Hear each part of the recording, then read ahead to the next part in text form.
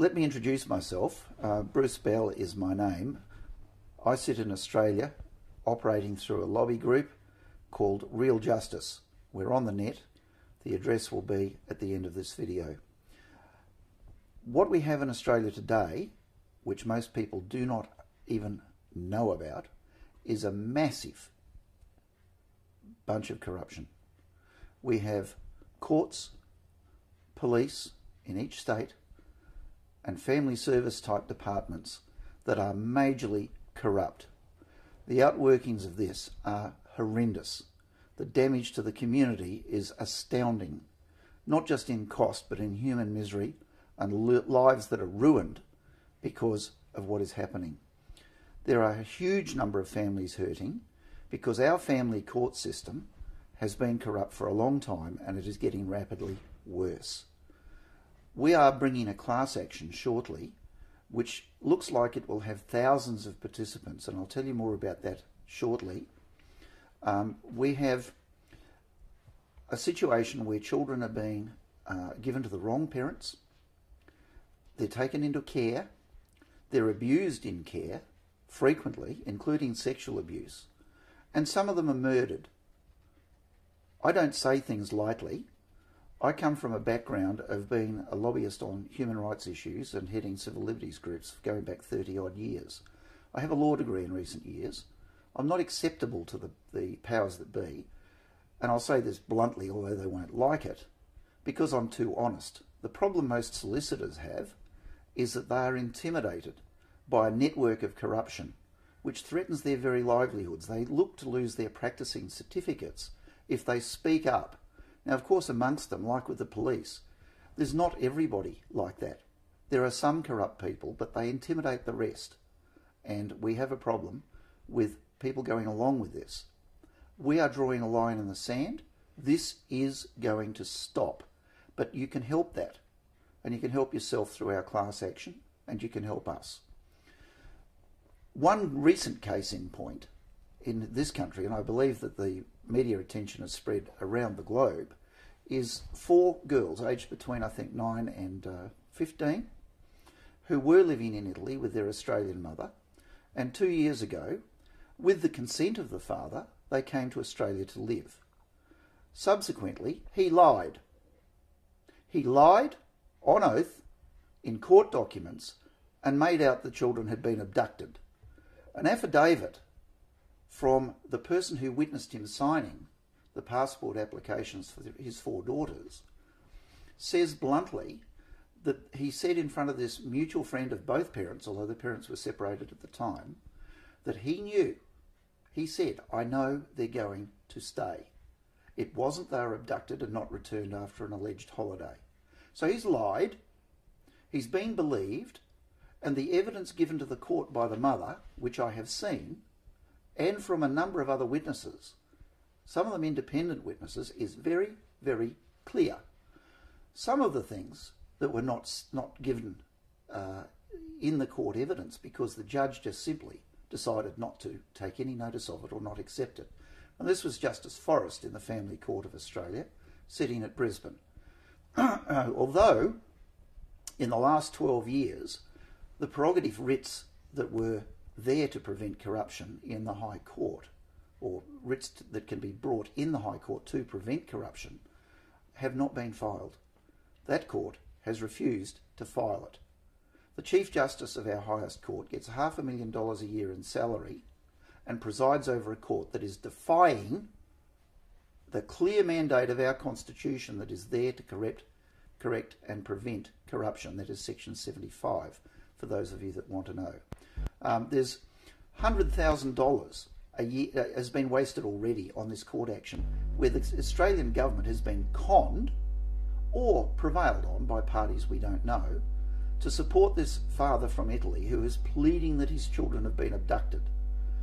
The evidence from the multiple witnesses that hasn't made it to the High Court, and one has to believe that there's a reason why it hasn't got there, and I'll come to that in a moment, includes that this father has been compulsorily incarcerated in mental institutions several times in the last 5 years.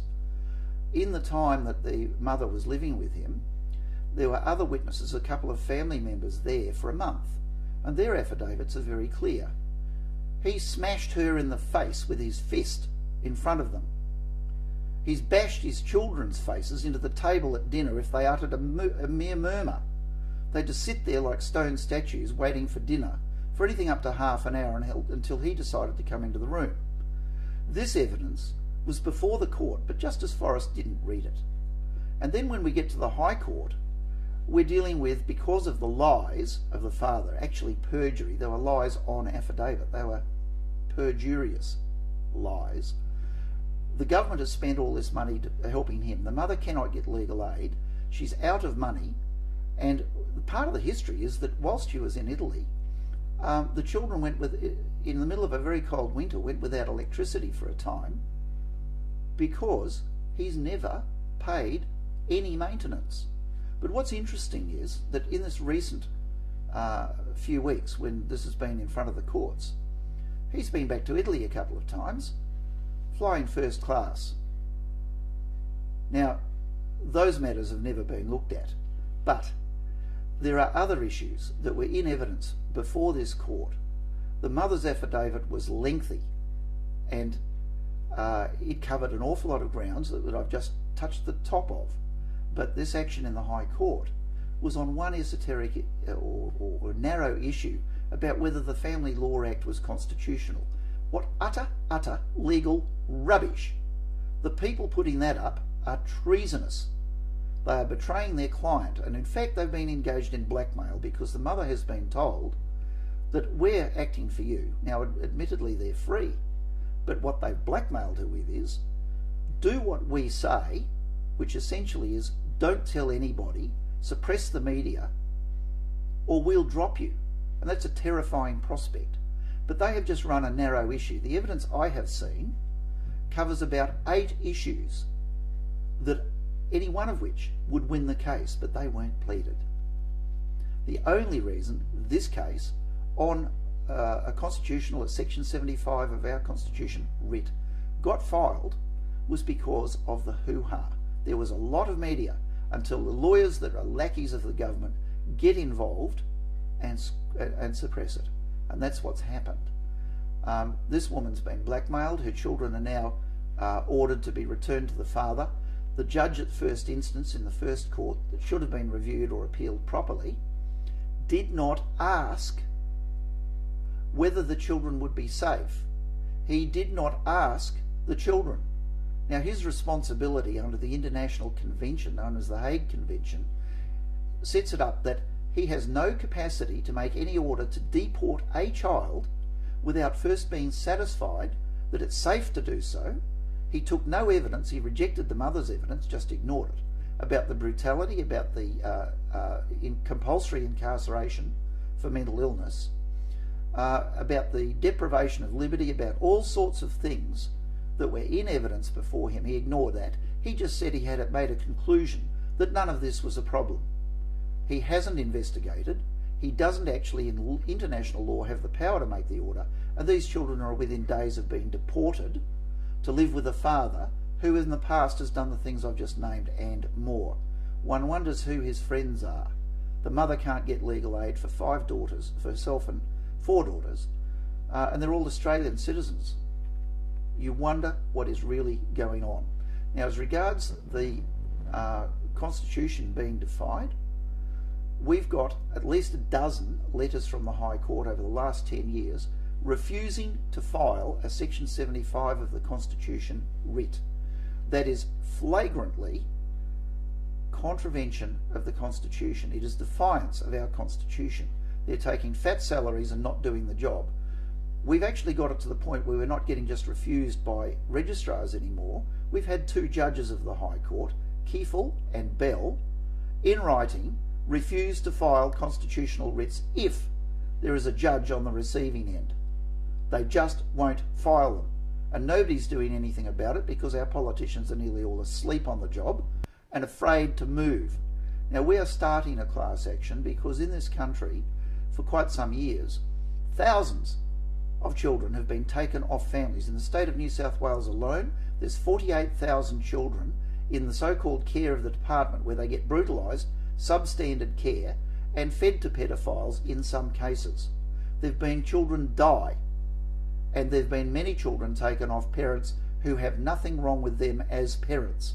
It is done corruptly in secret courts. The provisions that stop you speaking about cases apply in family law and in state courts posing as or functioning as children's courts. They do not allow public scrutiny, and in the last 800 years, in the evolution of British law, which we have inherited here, there is a very clear principle, and that is that courts must be open to the public to keep them honest. That hasn't happened with people who misguidedly have got through Parliament. Things like you can't cross-examine an allegation of domestic violence in the state of Victoria. You've got to have a lawyer or you can't cross-examine, but most of the lawyers are intimidated and some of them are clearly corrupt. They're certainly afraid to speak up. What has happened out of that is that a class action is underway, and there will be, well, I'll recite what happened actually. I suggested to a solicitor who is right up with this sort of thing in another state that there might be 3,000 cases because we can find 200 by breakfast time. And the comment back to me was very quiet and instantaneous. It said, oh, there'll be a lot more than that. Now in America, cases of this kind are bringing between $5 and $8 million per person, per parent, per child, per adult who used to be a child and got abused or taken off their family improperly. For these departments to take children, they have to prove there is a risk of harm, or they don't have the power in law to do it. And they're doing it to thousands of families.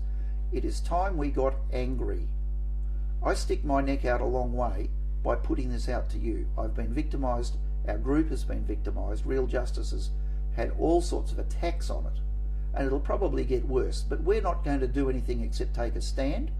What's going to happen with this class action is that there are going to be an awful lot of damages claims in one group, and there is no risk for the people participating because most of them have run out of resources, they've run out of nervous reserve, they feel defeated, and let me tell you they're not, because in a class action we will arrange the funding and it will be insured so that even if we lose, you're not up for the legal costs.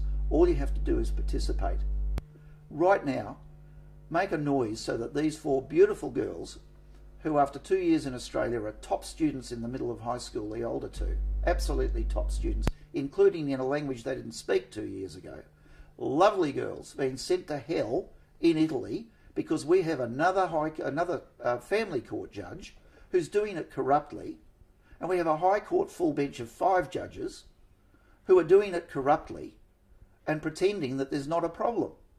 There are thousands of families in Australia that know there is a problem, and I should add that in the UK and the USA, identical practices get thousands of children taken off parents, and in 18 states of America, there are children given out for adoption after the families have been forcibly taken out of their lives.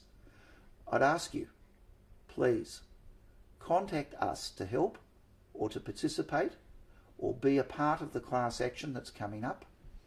Of course, donate. We work hard and don't have funding from anywhere.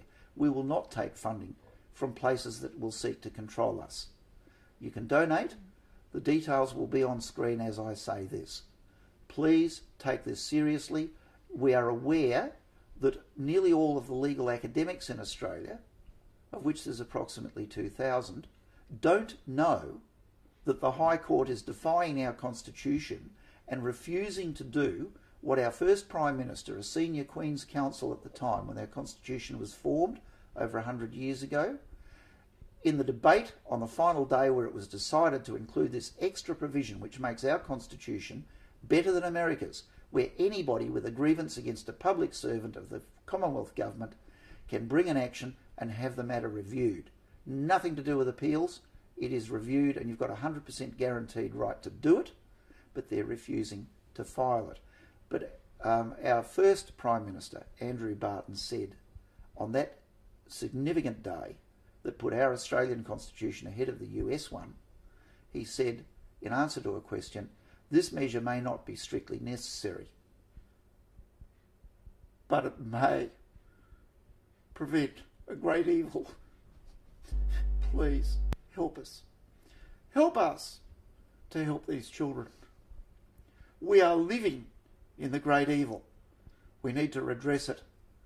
Make a noise to all of the politicians that you can find. Let the media know that people in this country and elsewhere are fed up with the corruption. Let's draw a line in the sand. You can help. We will do it. Thank you.